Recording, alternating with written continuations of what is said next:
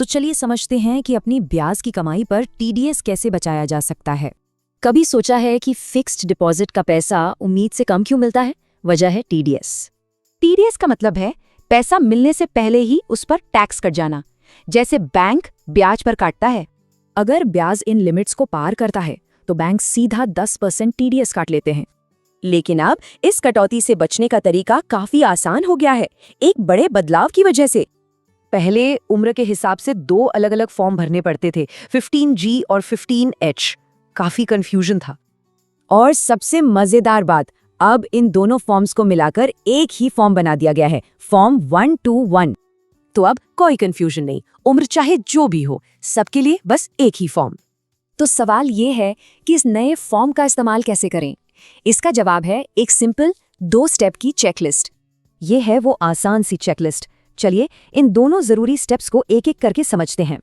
तो सबसे पहले पैन आधार लिंक इतना जरूरी क्यों है, देखते हैं। देखिए, अगर पैन इनऑपरेटिव यानी आधार से लिंक नहीं है तो इसके काफी गंभीर नतीजे हो सकते हैं। अगर पैन ऑपरेटिव है तो लिमिट पार होने पर स्टैंडर्ड रेट यानी 10% टीडीएस कटता है।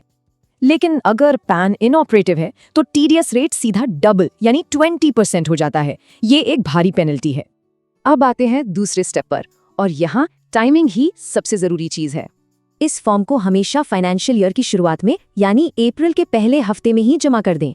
एक बात साफ है, फॉर्म जमा करने से पहले जो टीडीएस कट गया वो बैंक रिफंड नहीं करेगा। वो कटा हुआ पैसा वापस पाने का सिर्फ एक ही रास्ता है, इनकम टैक्स रिटर्न यानी ITR फाइल करना। अच्छा, तो कौन कौन इस फॉर्म को भर सकता है? चलिए ये भी देख लेते हैं। ये फॉर्म सिर्फ उन लोगों के लिए है जिनकी उस साल की कुल टैक्स देनदारी 0 यानी निल हो।